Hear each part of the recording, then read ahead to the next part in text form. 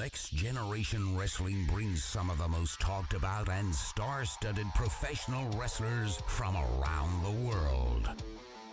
Based out of East Tennessee, NGW is becoming one of the most sought-after independent wrestling promotions in the past 4 years. Witness NGW Live or on demand on the High Spots Wrestling Network streaming app. Follow us on social media platforms at NextGenTN.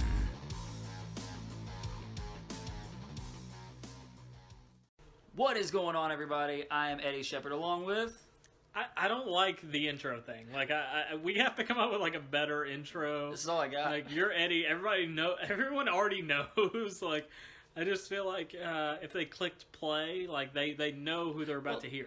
That's not necessarily true, because we were just talking about how, looking at the stats for the podcast, that Michigan, New York, and California peeps have been checking out the podcast, which is fucking cool. Well, for anyone out there in the internet land, world, that doesn't know, my name is Cody Ford.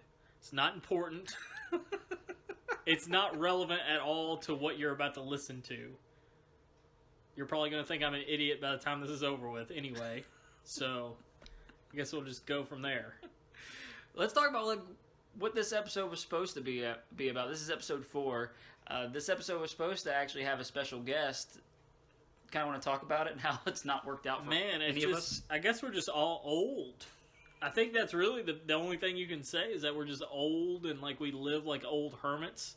Yeah, I like not leaving my house. Yeah, I was so excited the other day when you said you were going to come to my house because I was like, oh man, I don't have to like drive home. I could just like be done with the podcast and like go jerk off or whatever I want to do. The funny thing is, we were trying to set this up and we posted something on Facebook saying that we're going to be having a guest on, and everybody knows, and half the people had no idea what we were talking about, and it made us feel old for local wrestling fans because we were fans of Sean Schultz, is who we were talking about, everybody, and he's known all over the Southeast, working shows with Impact and just all over the place. He's done stuff with WWE, and but we were gonna have Schultz on, and no matter what would happen, I would get tied up at work. Schultz had something going on. We were both, and then we all just kind of realized that we're all old, and like 9:30 is too late for us to do anything. So next week, guys, episode 5 will be us talking to Sean Schultz. Hopefully, yeah.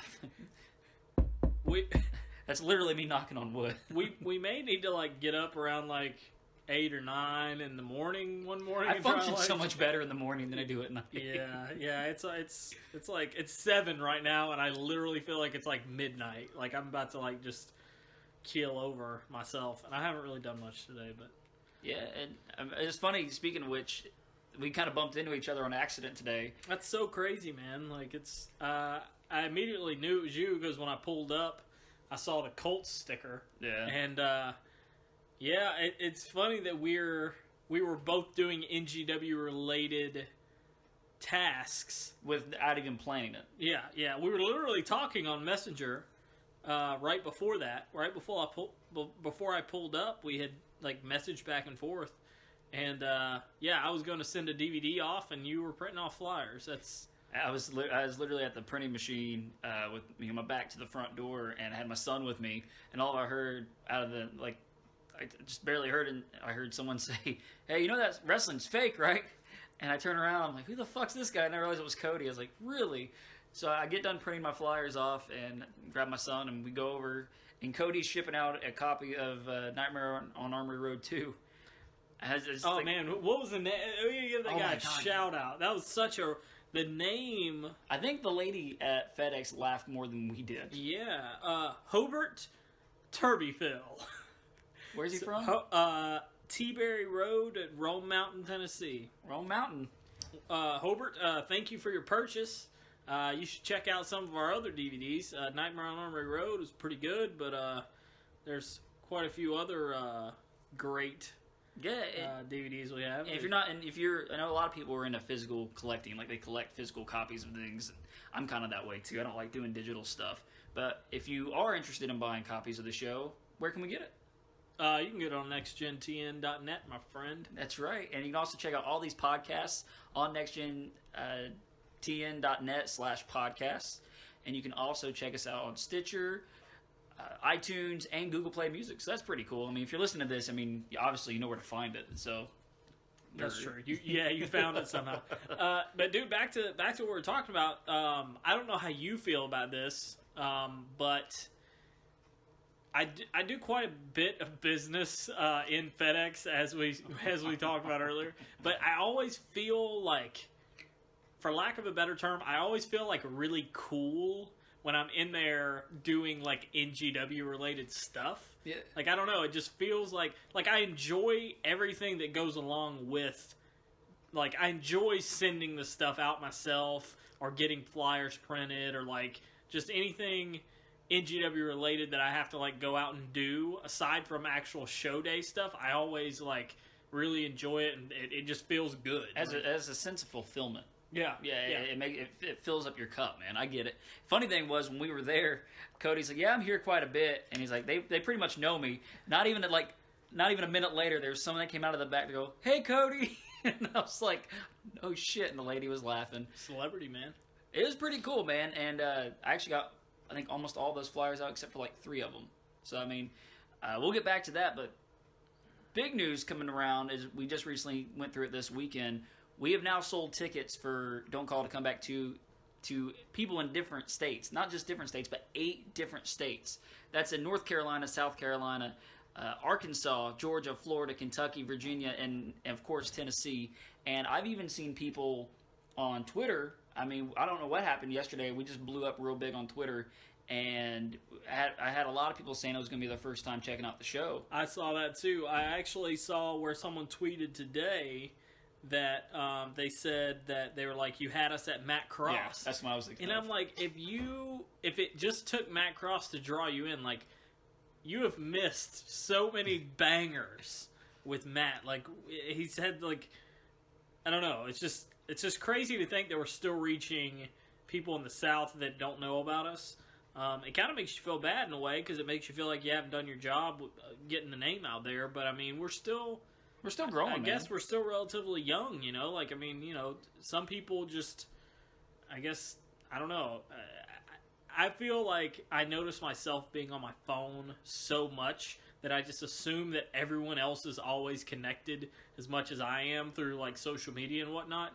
But some people really aren't as connected as we are, and you know, they might just see us by chance, you know, and it's exciting because I really feel like I feel like if you come to one NGW show, you're hooked. We got you. Yeah. Like that's how I feel. So. I've very seldom heard people say, "No, I don't want to come check out your show again." Yeah. You know, maybe just back in the day with the Joy Ryan stuff, which we talked about in episode 1.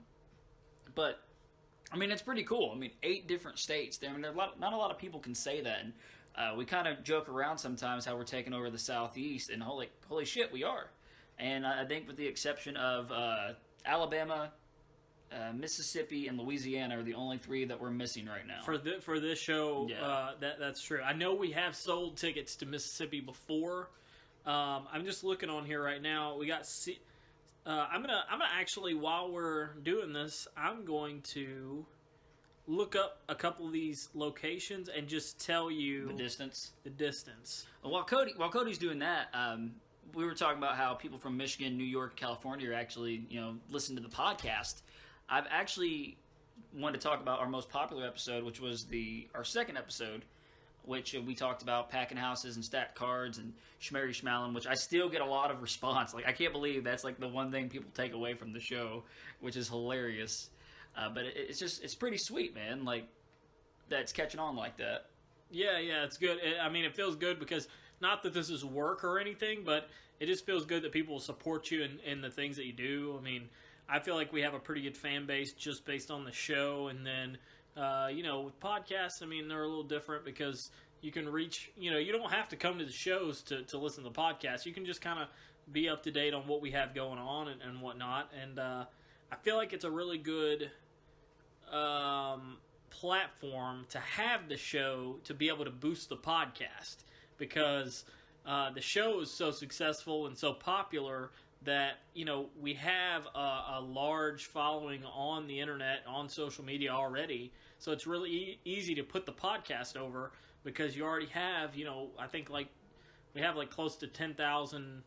All social media together, we're very close to 10,000. 10,000. And I remember when we first started, we always thought it'd be cool to be on Pro Wrestling Tees. But right when we first started, they made it where you had to have at least 10,000 social media followers to actually get your stuff onto Pro Wrestling Tees. So it's kind of funny that we've come that far, this quick. It's just pretty cool. Speaking of T-shirts, I'm still waiting on my T-shirt to come. It's supposed to be here tomorrow. Okay. So as soon as I actually do get a picture, I was wondering I'm gonna post that. But yeah, guys, I mean, it's pretty cool. I mean, you have some of these distances. Yeah. So the Arkansas is 9 hours and 30 some minutes, a 9 straight. So you're an 18-hour, almost 19-hour round trip. A round trip of almost 19 hours, and literally to the address in Cocoa, Florida, which is the Mills Revival person, correct? It's not her. She hasn't bought. Shit! Yeah, that's pretty cool. Then. She actually messaged me the other day on Instagram because I put up a story. On my story, I put the flyer up, and she had responded to the story and was like, "Hey, I'm still trying to get my travel and everything arranged." And I was like, "Well, you still got a little bit of time." So, and I that's definitely not her. But the Cocoa trip is actually right at 10 hours. So you're looking at a 20-hour round trip just to check out a rinky-dink wrestling show in Newport. Yeah. That's awesome. That's wild, man. That alone is just fulfilling. We were talking about. It's just so fulfilling. It just it makes all of this so much easier, because it'd be one thing if we were pouring our heart and soul into it, and then, there wasn't really any rewarding qualities, and we're just working hard and not really seeing any benefits. But, I mean, just to be honest, I never would have imagined. No. I really never would have guessed. And, I mean, not to take shots at anyone else, but I don't think there's very many places out there that can say that, they have people from that many areas coming to their show. Not to mention, it's not like we have one person driving from 9 hours away. It's people from all different areas. Just the folks you were talking about on Twitter, I actually looked them up today, and they're from North Carolina. Right. So I mean, that's another at least anywhere between 3 to, anywhere between a couple hours away.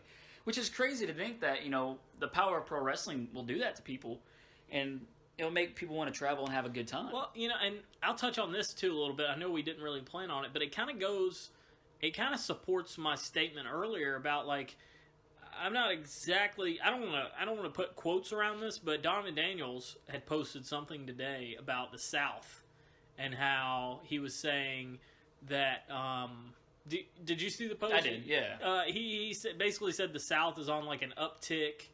And it's on the rise. Yeah, it's on the rise and all this stuff. But I don't agree. The thing is why are all these people driving from all these areas in the South if they, it's obvious that they don't have this quality where they are. Yeah, and on top of that, I mean, how often do you get a chance to see Ultimo Dragon and Tajiri on the same show? And then not to mention Shane Strickland, Matt Cross, Rich Swann. I mean, you have the list goes on. Veda Scott, which Veda has a huge following on social media, which I've realized after promoting this show that Veda Scott has a huge following, and that's a pretty cool feeling to have somebody that it's a new to your show is going to have a following that's getting your name out there even more, which is badass. I know, kind of speaking with that, but we talked about, with Donovan, but with something else kind of similar to that. I saw it today on social media. I saw Tommy Henry with KFW post about how that it's tax time. Some of these shows will pop up, people getting, their tax checks and buying a ring and putting a show on. What's your thought on shows like that, like pop-up shows? I guess it's obvious, right? I maybe don't take as much notice to it, but it seems like you know, if you're only around a certain part of the year and it's around tax time, like it's obvious. It just seems very obvious, and I don't. I mean, put it this way: like, can you really? I think most of the shows that pop up around tax time are usually not good, but can you really blame someone if they're trying to put together like a good show? Like, I mean, it's their money. Oh yeah, you know what I'm saying. So like, if they get the money back from their taxes or whatever, and they're actually legitimately trying to put together a good show, I mean, I have nothing against that. I do, however, feel like if you just have the money and you're just trying to blow it and you just book like a shit show, then you know that's a different story. But I mean, my thing with it, I mean, just as my own opinion, to me, no matter what kind of show pops up, if it's going to be, you know, one of these terrible shows, which typically you can kind of tell by the flyer, which we've talked about that in the past. Yep. If they can't invest the money in a flyer, I guarantee you the show is not going to be that good. With that said, I don't think any of these shows that pop up would hurt very many of the people. I know it wouldn't hurt us. Just speaking for in my, like I said, my opinion, I don't think, you know, a show like this would hurt. You know, a show like KFW, who has a lot of their fan bases, you know, they've garnered a fan base that's their main core, which we've done the same thing. Same with Kapow, same with Innovate, and well, I guess it's pretty much absorbed now, Bandit Wrestling, which is something we can talk about here in a little bit. But I don't see anything like that hurting them. And I mean, there's other little shows around here I know of, like ICWA, we've talked about them, and there's another one I see pop up, that Resolute Wrestling. I don't see it hurting them. I don't see it hurting us. And it's pretty transparent. If you see it, and like I said, if they can't even put together a decent flyer, yeah, it's so very obvious. And I mean, I don't know. It's hard to say because we did have that experience with the TCW a few years back, where I think someone had mentioned to us that, you know, they had went there and they were worried that that's what NGW would be like. But literally, there's that picture where we went in the post office. And TCW has a flyer where it's literally in like marker. Like Crayola marker. Yeah, and then we literally hung our flyer right next to it, and it's like this nice like flyer that I designed and everything. So like that type of thing makes me feel like what you're saying. Like, if it's such a shitty show, it seems to me like it'll be obvious that it's a shitty show, and it shouldn't affect any of us. I don't think. I mean, it the only thing it affects is it gives a negative association to the area. If someone goes to it, then people automatically think, and that's what I was trying to talk about with the Donovan post earlier, is that literally when you see these shitty flyers, it's always like southern shitty, just what was it you said? Made me laugh. I popped. You were like, you would like a stable of big countries managed by small city. Small city, yeah. That made me laugh. But it just, I don't know, man. Like, the negative stigma that is associated with the South, the only way that that's going to get wiped out is if, you know, we just keep putting on kick-ass shows and hopefully, you know, I mean, we give people more positive things to talk about than negative. Absolutely. And I think with doing these podcasts, the biggest thing I wanted to do with this podcast was, put content out. I felt like you and me continuously need to put stuff out to keep people's interest, because we live in a world where everybody wants something boom, boom, boom right now. They want to see it now. They want to, you know, just like when we sell tickets, people want to go ahead and buy those tickets. Most people don't want to wait to buy them at the door. And B, I think it's just a good way to give people an idea of the kind of people we are, because I feel like most times people don't get kind of a feeling of what, you know, a promoter and you're the owner and, you know, I help book and what, you know, our process and what we do and the kind of people we are. I think this gives them a good idea of the personalities we have and some of the way we feel about things. Yeah, and it's a little different with you because you're usually out taking tickets and stuff and you get to interact with people, but I feel really bad on show days a lot of the time because I'll be running around like crazy a lot of times, mostly in the back, not even out in front of people a lot.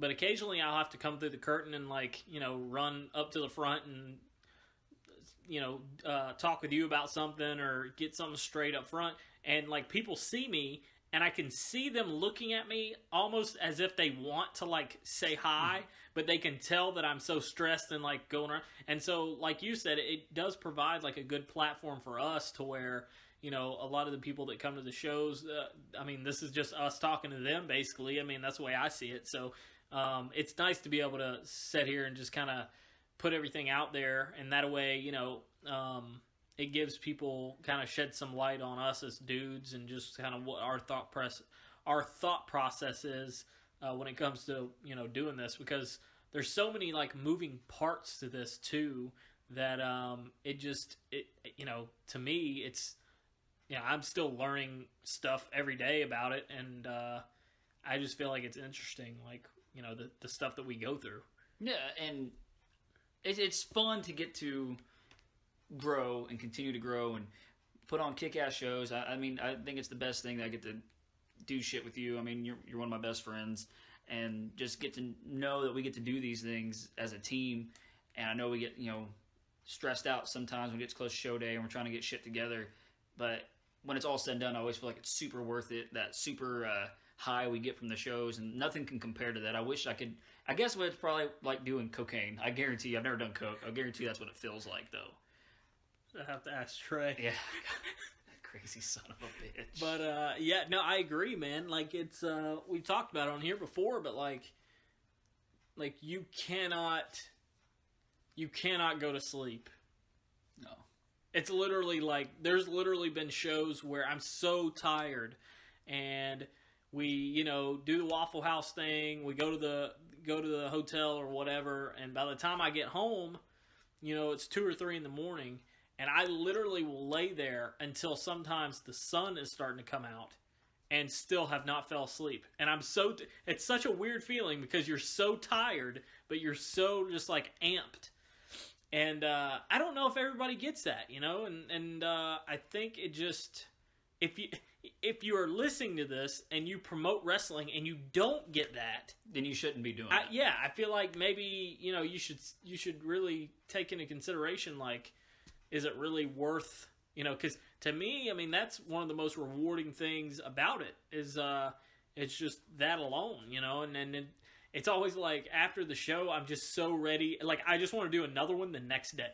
Yeah. Like, I'm just so ready to do another show. It's always like, we always end up giving each other like 2 or 3 days off. Yeah. Like, from talking to one another to kind of cool down. And then before we know it, we're like, all right, man, let's start grinding on the next one. Yeah. And usually the first show of the year, it's a little bit easier because it gives us plenty of time to kind of build up to that point. Oh, after this, after the March show, it's just literally just like rolling. Yeah. It's just like pushing something down a hill. Like, it just starts catching like just traction, and it's like you said, we have maybe like a day or two after the show that we just don't really have much going on, and then after that it's just like, I don't know, all hell breaks loose, and then the whole year we're just consumed by it.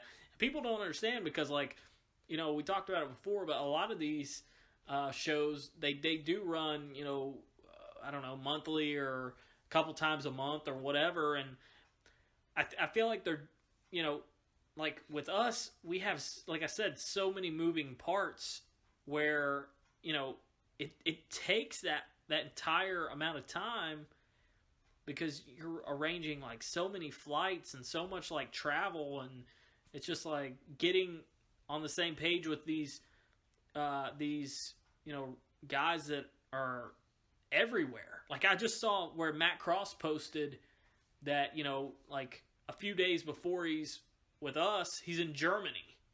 So it's like, you know, and that's how it is with pretty much like 80% of all the guys we use. They're like everywhere in the world. So it's just, I don't know, man. It's a lot. And I don't think a lot of people realize that. I know some of these shows around here,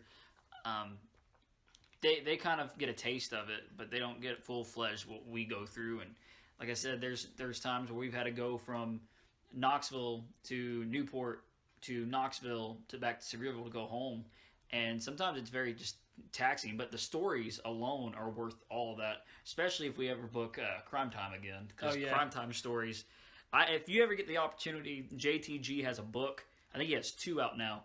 Get his books, because his stories with him and Chad, they are fucking crazy.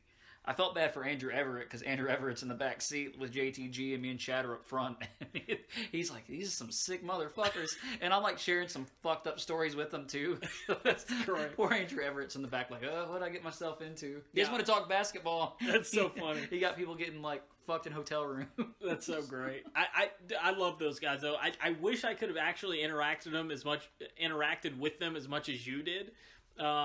I have talked with them since then a little bit on Instagram actually. Like they both follow me or whatever, and we have like a group message. So, but they're awesome guys, and they were hilarious like at the show, and they were so like down to earth and everything.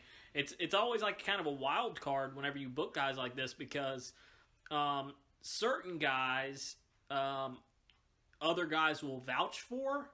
But then then sometimes you bring in like a wild card, like Crime Time was kind of a wild card because we didn't really. It wasn't like we had like a Matt Cross to go to and be like, hey, how are these guys? But I actually posted on Twitter the other day that after this show we need to get back with them, and got a good response. Yeah, too. yeah. So I'm so surprised that no one around here really uses them, or that they're not used more.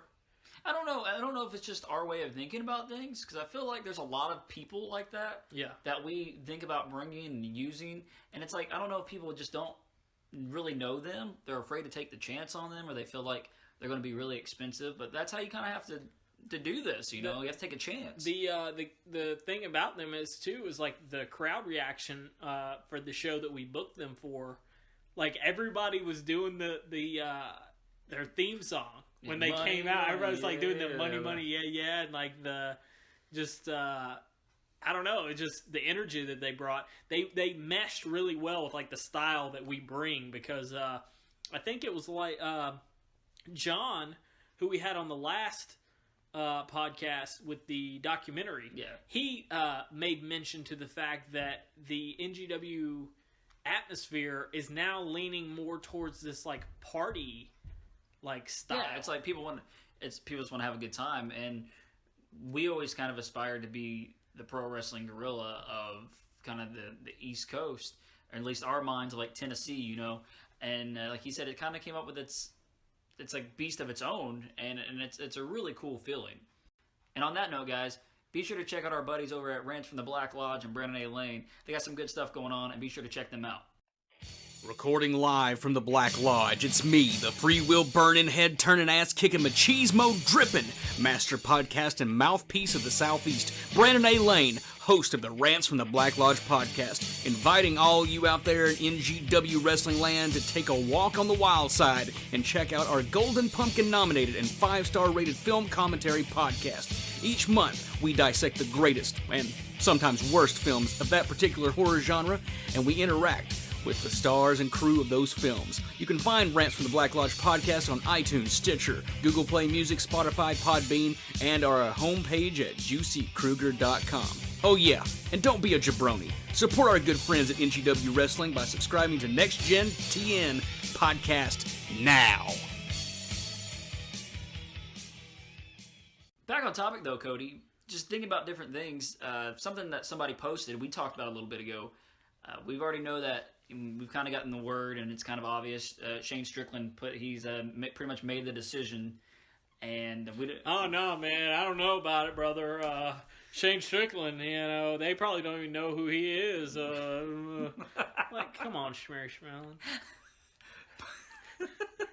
On the topic, we saw a post the other day, and it was one half of the NGW Tag Champions, Joey Lynch, posted a big envelope from WWE and started some speculations. What do you think? It seems to me, from the shape of the envelope, that either he is getting sued by the WWE, which is highly possible. That'd be hilarious. So either he's getting sued, or who knows, man? That could be a contract in that thing. It'd be a shame. It's one of those things that we were talking where I want to see these guys go off and do great things, but I'm so bummed because I don't want to lose them and not be able to use them at the show. Yeah, pretty soon, like, everyone we know is going to be signed to WWE. But that's the cool thing with, I feel like we've talked about this, that we've had to evolve, and when one person gets signed, there's somebody else that we feel like kind of takes their place. You know what I mean? Yeah, and I feel like it's almost one of those situations where, like, we don't even realize that we're preparing for it, but somehow we're always prepared. Yeah, it always kind of falls into our laps where it works out and works itself out, and I think that's testament to us that we're really good at adapting to different situations. Same thing with when we have people who can't make the show or something like that happens. We always have the quick wit to adapt, and sometimes we've had it in the case where matches were better because of what we threw, as a replacement than what was originally booked. A lot of times, actually, and I feel like it makes us kind of push past our boundaries. Sometimes, I mean, this sounds bad, but sometimes I think maybe we may get a little lazy with some of the things we do. Because everything is just so, like, plug and play. Like, it just seems so obvious. But sometimes the better scenario is what's not obvious. And I think that's what ends up happening whenever, like, you have a no-show or somebody backs out on you or whatever. You have to actually think harder. And, for the most part, that's always worked out for us well. Yeah, and just like I said, being able to adapt, we've done so well with that. That even goes back to Crossroads. We had to do that then. And I still feel like everything worked out. So now getting back on task with the next show. I mean, March 10th, Don't Call It a Comeback 2. We've already kind of gone over the card in the past. Just kind of talk about it, man. I mean, we talked about already how we had people in 8 states buy tickets. What do you think, with this card that we're throwing at people, makes people want to drive those distances to get here? It's really hard to say. For me, so we went to All In, and the main thing for me was I really just wanted to support Matt more than anything, and I also kind of felt like it was a turning point in just kind of the current landscape of wrestling. So I just wanted to be a part of it and just kind of see with my own eyes, what it was like. And with that being said, they packed out that place with, over 10,000 people. And then on top of that, Double or Nothing, they sold out like 14,000 seats in 25 minutes. Right. So I think with like I said, like the current landscape, the way things are in wrestling, people just want to be a part of that atmosphere, like they, because I'm sure if you talk to the fans, a lot of them probably experience a similar high that we do from being at the shows, and it's honestly probably a lot like doing drugs or whatever, where you might go to one show and you might not get as high. And I think the word is getting around that NGW gives you a pretty good high. I mean, seriously, that's to me. I mean, it's one explanation of why why people would drive that far. Yeah, it's pretty cool that people are willing to drive that far and be a part of the action, and it's cool to feel like we're something different because we feel like we're not so cookie cutter. We're definitely something different. This week's episode, guys, is going to be a little bit shorter. Like I said, we kind of had planned that Sean Schultz and ourselves were going to do this really cool interview and have him on here, but things just didn't work out, so we didn't want to leave you guys hanging. Really, though, Cody, kind of top it off. You have anything you really want to talk about? And just No, I think we pretty much hit it all. I think next week if we can get him on, that'll be great. I know I've talked to him a little bit about like what he wants to talk about and whatnot, and I think he has some really like unique takes on everything. And I always like to hear from somebody, I don't want to say like an outside source, because he's very like, especially recently, he's been very hands-on with like helping us with a lot of things. But I think that'll be really good to talk to him, and I think you and I have tossed around some other names that we want to get on here and talk with, and that's that's coming. I guess, you know, we've said it before, but I'm very appreciative of all the people that have actually been paying attention to this and like listening, because you know, it could go one or two ways, and I think it's going very positive. So that's that keeps me excited for doing this. And I don't want to get too repetitive, because I know we talk about, we hit a lot of the same notes a lot, because I think a lot of the stuff we talk about we're just passionate about, and I don't know, I've enjoyed it so far, and I think everyone else is enjoying it too. So yeah, I've gotten really positive feedbacks, and especially people just sending different messages to me. Speaking of that guy who been Facebook calling me, I've had this fan Facebook calling me at like 1:30 in the morning on Facebook. Don't do that. If you want to talk to us, just send us a message and just talk to us. Don't be like, why are you ignoring me? Because that's what this fan did. And I really hope he listens to this, because I don't remember your name, but I want to call you out for doing stupid shit like that. Don't do that. If you want to talk to us, just buy a ticket to the show. Or matter of fact, just buy 3 or 4 tickets to the show. And then, you know, that's a way to get us to notice you. You know, if you buy 3 or 4 tickets to the show and you're there, I mean, we're going to... There was that one guy at the Uncivil War, and the name he used online was, I can't remember his first name, but the middle name he put, the Hammer Valentino was his last name, and it made me laugh so hard. I thought it was hilarious. I had to shake that guy's hand. I think I was more amused that he did it than himself being amused that I was amused with it. Yeah. But yeah, guys, I just positive, you know, feedback. Everyone has been saying they're super hyped for the show, and before too long, guys, it's going to be here. But March 10th, less than a month, right? Yeah, dude, it's creeping. March 10th at the Newport National Guard Armory in Newport, Tennessee. Tickets are on sale on Brown Paper Tickets. You can go onto their event page and just type in NGW. It'll pop up our event. You can also find it, you know, any of the links we post on our Facebook page. Also, you can check NextGenTN.net, and we'll have ticket info there. Something else to mention before we sign off on here is we haven't talked about it too much, but we're doing like a time change, right? Yeah. And let me mention this too. I'll let you describe, like, you know, the time change that we're doing. It's like just an hour different, right? Yeah. But Michelle informed me that day is daylight savings. So the time will actually change. Yeah, the time will change, and the show is... So that's going to really throw things for a loop. Yeah. We would put it right around then. Yeah. That's funny. So I don't know how the... So it's still going to feel like it's... Yeah, basically it's going to be the same, yeah. Yeah, guys, we said March 10th. I mean, really quick, Tajiri, Matt Cross, first time ever. Shane Strickland defending the NGW Championship against Sean Hoodrich, which may possibly be the last time you see Shane Strickland at NGW. Who knows? We have that 4-way tag title match. Veda Scott makes her debut against Sue Young. Of course, Ultimo Dragon returns, taking on the Black Indies Assassin Menace. There's so much stuff, guys. We have Alex Taylor returning, taking on Shane Andrews. And, of course, the big 3-way match with Kenji Bray, Ryan Dukey, and AJ Gray, who makes his return since On Fire. So it's going to be a stacked show. I mean that by stacked.